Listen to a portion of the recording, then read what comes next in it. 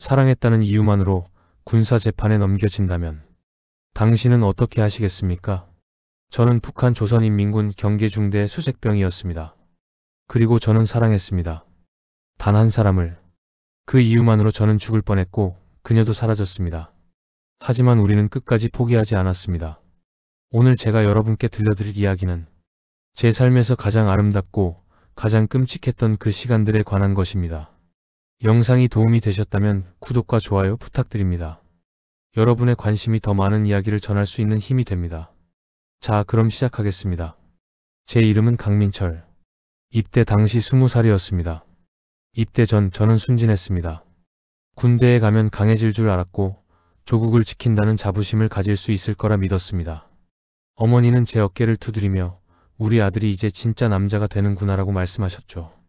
하지만 입대 첫날부터 모든 환상은 무너졌습니다. 부대에 도착했을 때 가장 먼저 느낀 건 냄새였습니다. 사람 냄새가 아니었어요. 땀과 곰팡이, 그리고 설명할 수 없는 부패한 냄새가 막사를 가득 채우고 있었습니다. 선임병들은 눈이 풀려 있었고 몇몇은 제대로 걷지도 못했습니다. 야, 신병. 너 혹시 집에서 뭐 좀 싸왔냐? 첫 질문이 이거였습니다. 조국은? 충성은? 그런 거 없었습니다. 오직 먹을 것뿐이었죠. 훈련이라고 부르기 민망했습니다. 우리는 매일 아침 5시에 일어나 산을 뛰었지만 그건 체력 단련이 아니라 그냥 고문이었습니다. 배급은 하루에 2끼, 그마저도 옥수수죽 한 사발이 전부였습니다. 어느 날 훈련을 마치고 돌아왔을 때였습니다. 점호 시간에 중대장이 발표했습니다. 오늘 저녁 배급이 늦게 도착했다. 내일 아침까지 대기하라. 병사들 사이에서 신음이 흘러나왔습니다. 저도 그랬습니다. 이미 아침부터 아무것도 먹지 못한 상태였거든요. 그날 밤 제 옆 침상에 누워있던 박병철이라는 선임병이 작게 속삭였습니다. 민철아, 너 사람이 오래 굶으면 어떻게 되는지 아냐? 저는 고개를 저었습니다. 생각이 사라진대. 판단력도 인간성도 다 사라지고 그냥 먹이만 찾는 짐승이 된대. 그의 목소리는 떨리고 있었습니다. 그게 혹시 이 나라가 원하는 게 아닐까? 생각하지 못하는 군인, 명령만 따르는 기계, 그렇게 만들려고 일부러 굶기는 거 아닐까? 저는 대답하지 못했습니다. 왜냐하면 그 말이 맞는 것 같았으니까요. 다음 날부터 저는 관찰하기 시작했습니다. 장교들은 살이 쪄 있었습니다. 그들의 식탁에는 고기와 쌀밥이 올라왔습니다. 하지만 우리는 풀뿌리를 씹으며 버텼습니다. 한 달이 지나자 저는 더 이상 조국이나 충성 같은 단어를 생각하지 않게 되었습니다. 오직 한 가지만 생각했습니다. 오늘은 뭘 먹을 수 있을까? 인간이 인간이기를 멈추는 순간을 저는 그렇게 경험했습니다. 그리고 바로 그때 저는 그녀를 만났습니다. 그녀를 처음 본 건 겨울이었습니다. 북한의 겨울은 상상을 초월합니다. 영하 20도를 넘나드는 추위 속에서도 우리는 24시간 경계 근무를 섰습니다. 초소에는 난방이 없었고 손이 동상에 걸려 떨어져 나가는 병사들도 있었습니다. 그날 저는 야간 비상대기조에 배치되었습니다. 눈발이 미친 듯이 날리는 밤이었죠. 시야는 10m도 나오지 않았고 제 손가락은 이미 감각이 없었습니다. 그때 초소 반대편에서 작은 인형이 보였습니다. 여군이었습니다. 그녀는 쪼그려 앉아 무전기를 붙잡고 있었습니다. 하지만 제가 본 건 무전기가 아니었습니다. 그녀의 손이었습니다. 새하얗게 얼어붙은 손, 파랗게 변해가는 손가락. 그녀는 입김을 불어가며 손을 녹이려 했지만 소용없었습니다. 저는 그 순간을 지금도 또렷하게 기억합니다. 군대에서 2년을 지내면서 저는 인간성이라는 걸 거의 잃어버렸습니다. 명령, 폭종, 생존. 그것만이 전부였죠. 다른 사람의 고통? 그건 관심사가 아니었습니다. 하지만 그날 그 순간만큼은 달랐습니다. 저는 제 주머니를 뒤졌습니다. 그리고 거기서 하나 남은 핫팩을 꺼냈습니다. 사실 저한테도 소중한 거였습니다. 어머니가 입대하기 전에 슬쩍 넣어주신 마지막 선물이었거든요. 하지만 저는 그걸 들고 그녀에게 다가갔습니다. 그녀가 깜짝 놀라 고개를 들었습니다. 눈 쌓인 속눈썹, 빨갛게 얼어붙은 볼, 그리고 겁에 질린 눈동자. 이거 쓰세요. 저는 핫팩을 내밀었습니다. 그녀는 멍하니 저를 쳐다봤습니다. 그러더니 충격받은 표정으로 뒤로 물러섰습니다. 동무. 미쳤어요. 남녀 군인 간 사적 대화는 금지예요. 걸리면 영창이에요. 목소리는 떨리고 있었지만 말투는 단호했습니다. 저는 웃었습니다. 제 입에서 웃음이 나온 게 몇 달 만인지 모르겠더라고요. 알아요. 그래도 사람이 사람한테 이런 거 하나 건네는 게 죄는 아니잖아요. 그녀는 잠시 말이 없었습니다.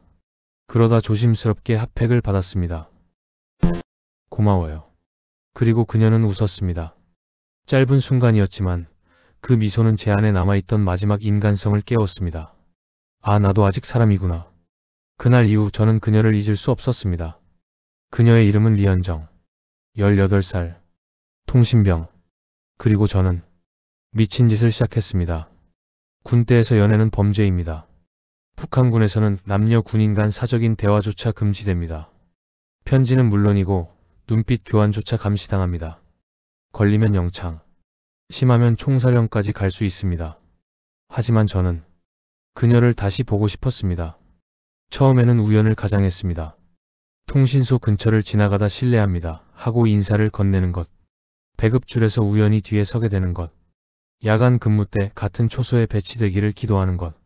그렇게 한 달이 지났을 때 저는 처음으로 용기를 냈습니다. 편지를 쓴 겁니다. 종이도 없었습니다. 연필도 귀했습니다. 저는 배급받은 옥수수 포대의 안쪽을 찢어 종이로 만들었고 연필 대신 숯가루를 물에 개어 글씨를 썼습니다. 현정 동지. 나는 동지의 손이 얼어붙던 그날을 잊을 수가 없습니다. 아마도 그건 내가 이 지옥 같은 곳에서 마지막으로 본 인간다운 무언가였기 때문인 것 같습니다. 동지가 있는 세상은 적어도 사람이 사는 곳처럼 느껴집니다. 편지를 전달하는 것도 위험천만한 일이었습니다. 저는 물통 바닥에 편지를 숨겨두고 세면장에서 그녀와 마주쳤을 때 슬쩍 건넸습니다. 그녀는 깜짝 놀라 편지를 옷 안에 숨겼고 저는 아무 일도 없다는 듯 자리를 떠났습니다. 사흘 후 답장이 왔습니다. 탄약 상자 뒤편 녹슨 못 사이에 작은 종이 한 장이 끼워져 있었습니다. 민철 동지. 저도 그날을 기억합니다. 이곳에서 누군가 제게 따뜻함을 건넨 건 처음이었어요. 동지 덕분에 저는 아직 사람이라는 걸 기억할 수 있었습니다. 그날부터 우리는 편지를 주고받기 시작했습니다. 우체통은 탄약 상자였고 배달부는 바람이었고 우표는 목숨이었습니다. 우리는 서로에 대해 알아갔습니다. 그녀는 평양 출신이었습니다. 아버지는 탄광 노동자였고 어머니는 일찍 돌아가셨습니다. 그녀는 동생 둘을 먹여 살리기 위해 자원 입대했습니다. 제가 군인이 되면 동생들에게 배급이 더 나온대요. 그래서 왔어요. 그 문장을 읽었을 때 제 가슴이 무너지는 것 같았습니다. 저도 제 이야기를 했습니다. 함경북도에서 자란 것. 아버지가 뇌물 혐의로 정치범 수용소로 끌려간 것.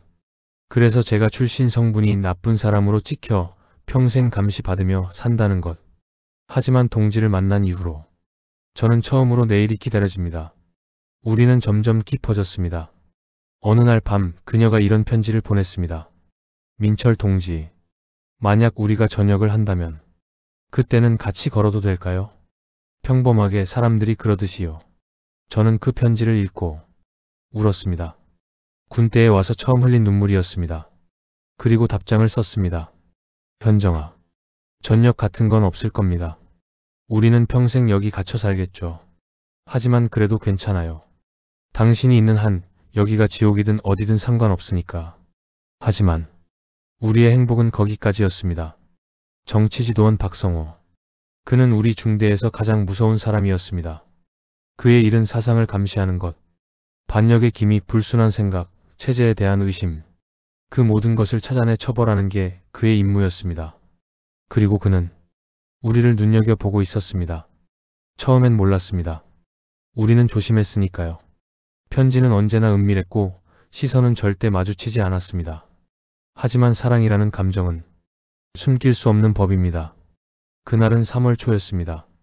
저는 평소처럼 탄약 상자 뒤에 편지를 숨겨두었습니다.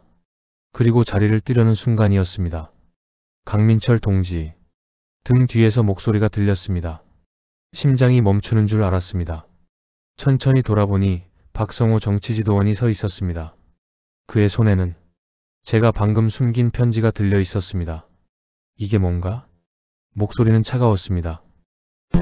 훈련 일지입니다. 거짓말이었습니다. 하지만 달리 변명할 방법이 없었습니다. 정치지도원은 편지를 펼쳤습니다. 그리고 읽기 시작했습니다. 현정아, 오늘도 당신을 봤습니다.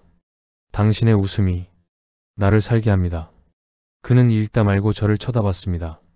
이게 훈련 일지인가? 저는 대답하지 못했습니다. 리현정, 여군 통신병 맞나? 예. 당신과 무슨 관계지? 아무 관계도 아닙니다. 거짓말하지 마라. 그의 고함에 주변 병사들이 모두 멈췄습니다. 리현정, 당장 나와. 멀리서 그녀가 뛰어왔습니다. 그녀의 얼굴은 새하얗게 질려 있었습니다. 현정 동지는 관계없습니다. 제가 일방적으로. 입 닥쳐. 정치지도원은 그녀를 향해 손을 내밀었습니다. 내 옷 속에 뭐가 있지? 그녀는 뒤로 물러섰습니다. 없습니다. 거짓말. 검사하겠다. 여군 간부가 달려와 그녀를 끌고 갔습니다. 그리고 몇 분 후 그녀의 군복 안쪽에서 수십 장의 편지가 쏟아져 나왔습니다. 제가 보낸 편지들 모두. 정치지도원은 편지들을 하나하나 읽었습니다. 그의 표정은 점점 일그러졌습니다. 이건 반혁명적 사상이다. 개인주의적 타락, 군기문란. 그는 편지를 바닥에 내던졌습니다. 강민철, 리현정, 너희 둘은 조선인민군의 명예를 더럽힌 죄로 군사재판에 회부된다. 그 순간 제 세계는 무너졌습니다. 군사재판은 빨랐습니다. 증거는 명확했고 변호는 허용되지 않았고 판결은 이미 정해져 있었습니다. 피고 강민철, 리현정, 너희는 군내 사적관계 형성, 반동적 사상 유포, 군기 위반의 죄로 각각 영창 6개월형을 선고한다. 6개월. 그게 전부였으면 좋았겠습니다. 하지만 문제는 그게 아니었습니다. 저는 남자 영창으로, 그녀는 여자 영창으로 끌려갔습니다. 서로 다른 건물, 서로 다른 세계. 영창은 지옥이었습니다. 방은 2평도 안 되는 콘크리트 상자였습니다. 창문은 없었고 환기구 하나만이 유일한 공기 통로였습니다. 바닥은 차갑고 벽은 곰팡이로 뒤덮여 있었고 쥐들이 밤마다 기어다녔습니다. 식사는 하루에 한 번. 썩은 옥수수죽 한 사발. 물은 이틀에 한 번. 하지만 가장 고통스러운 건 그녀가 어디 있는지 어떻게 지내는지 알 수 없다는 것이었습니다. 일주일이 지났을 때 저는 간수에게 물었습니다. 리현정은 어디 있습니까? 간수는 비웃듯 대답했습니다. 여자 영창이지. 왜? 보고 싶나? 네, 잊어라. 넌 다신 못 봐. 그 말은 무슨 뜻인지 물었지만 대답은 없었습니다. 2주가 지났습니다. 저는 벽에 대고 속삭이기 시작했습니다. 현정아, 들려? 나야 민철이야. 괜찮아? 대답은 없었습니다. 하지만 저는 매일 밤 속삭였습니다. 한 달이 지났을 때 저는 이상한 소문을 들었습니다. 영창 청소를 하던 다른 죄수가 저에게 작게 속삭인 겁니다. 야, 너 리현정 알지? 제 심장이 뛰기 시작했습니다. 응, 왜? 걔 사라졌대. 뭐? 여자 영창에서 갑자기 끌려갔대. 한밤중에. 어디로 갔는지는 아무도 몰라. 저는 그 자리에서 얼어붙었습니다. 그게 무슨 소리야? 모르겠어. 근데 보통 그렇게 끌려가면 정치범 수용소나 처형장이래. 그 순간 제 안에서 무언가 부서지는 소리가 들렸습니다. 저는 미쳐버릴 것 같았습니다. 문을 두드렸습니다. 소리를 질렀습니다. 간수에게 애원했습니다. 리현정이 어디 있어요? 제발 말해주세요. 하지만 돌아온 건 침묵뿐이었습니다. 그리고 어느 날 밤, 정치지도원 박성호가 제 영창 앞에 나타났습니다. 강민철. 그의 목소리는 차가웠습니다. 리현정은 처리됐다. 뭐라고요? 사상개조 교육을 받고 있다. 넌 걱정할 필요 없어. 다신 못 볼 테니까. 그 순간 저는 살면서 처음으로 살인 충동을 느꼈습니다. 제 손은 떨렸고 이성은 사라졌습니다. 하지만 저는 아무것도 할 수 없었습니다.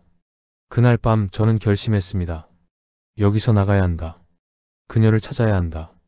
죽더라도. 3개월 후 저는 영창에서 풀려났습니다. 하지만 원대 복귀는 허용되지 않았습니다. 대신 저는 벌칙 부대로 이송되었습니다. 지뢰 제거, 위험지역 정찰, 목숨을 건 작업들만 하는 곳. 그곳에서 저는 기회를 노렸습니다. 탈북. 북한군 수색병에게 탈북은 자살 행위입니다. 지리를 너무 잘 알아서 어디서 도망쳐도 잡히거든요. 하지만 저는 상관없었습니다. 그녀가 살아있다면 저도 나갈 거야. 근거 없는 확신이었습니다. 하지만 그게 제가 살아갈 유일한 이유였습니다. 저는 계획을 짰습니다. 야간 근무 시간, 눈보라가 몰아치는 날, 탐조등 사각지대, 철책 근처, 그리고 4월 어느 날 밤, 그날이 왔습니다. 눈보라는 예상보다 강했습니다. 시야는 5m도 나오지 않았고 바람은 제 몸을 휘청이게 만들었습니다. 완벽한 조건이었습니다. 저는 초소를 벗어났습니다. 철책을 향해 기어갔습니다. 그리고 철책을 끊으려던 순간 민철아, 목소리가 들렸습니다. 환청인 줄 알았습니다. 하지만 다시 한번 민철아, 나야. 저는 눈보라 속을 응시했습니다. 그리고 그곳에 그녀가 있었습니다. 맨발이었습니다. 군복은 찢어져 있었고 얼굴은 상처투성이었습니다. 하지만 그녀였습니다. 현정아. 제 목소리는 떨리고 있었습니다. 그녀는 울면서 걸어왔습니다. 민철아, 나 여기 있어. 살아있어. 저는 그녀를 끌어안았습니다. 어떻게 여기까지? 나도 도망쳤어. 정치범 수용소에서. 내가 살아있을 거라고 믿었어. 그래서 널 찾아서 여기까지 왔어. 저는 믿을 수 없었습니다. 하지만 그녀는 진짜였습니다. 따뜻했고 떨리고 있었고 살아있었습니다. 같이 가자. 지금 당장. 그녀는 고개를 끄덕였습니다. 우리는 철책을 끊었습니다. 그리고 어둠 속으로 뛰어들었습니다. 탈출은 시작하자마자 지옥이 되었습니다. 철책을 넘은 지 10분도 안 돼서 뒤에서 경보음이 울렸습니다. 탈영병 발생. 전원 피상. 총성이 밤을 갈랐습니다. 우리는 눈속을 기어갔습니다. 뛰면 총에 맞습니다. 서면 얼어 죽습니다. 멈추면 잡힙니다. 민철아. 다리에 힘이 안 들어가. 그녀는 이미 한계였습니다. 정치범 수용소에서 도망쳐 나온 몸. 제대로 먹지도 쉬지도 못한 상태. 조금만 더. 조금만 버텨. 저는 그녀를 끌었습니다. 지뢰밭이 나타났습니다. 북한군 경계선 근처는 온통 지뢰밭입니다. 저는 수색병 훈련 때 배웠습니다. 어디가 안전한지, 어디가 위험한지. 하지만 밤이었습니다. 눈보라였습니다. 보이지 않았습니다. 내 뒤를 따라와. 정확히 한 발 한 발. 우리는 죽음의 땅을 건넜습니다. 그리고 마침내 강이 보였습니다. 두만강. 그 강을 건너면 중국입니다. 중국에만 가면 살 수 있습니다. 하지만 문제가 있었습니다. 탐조등이 강을 비추고 있었습니다. 발견. 좌표 3-7. 사격 개시. 총알이 빗발쳤습니다. 제 겨드랑이를 스쳤습니다. 뜨거운 통증이 퍼졌습니다. 뛰어. 저는 그녀를 강물 속으로 밀어 넣었습니다. 얼음장 같은 물이 우리를 삼켰습니다. 헤엄쳐. 돌아보지 마. 그녀는 울면서 제 손을 잡았습니다. 민철아. 혼자 가면 안 돼. 하지만 저는 그녀의 손을 놓지 않았습니다. 우리는 함께 헤엄쳤습니다.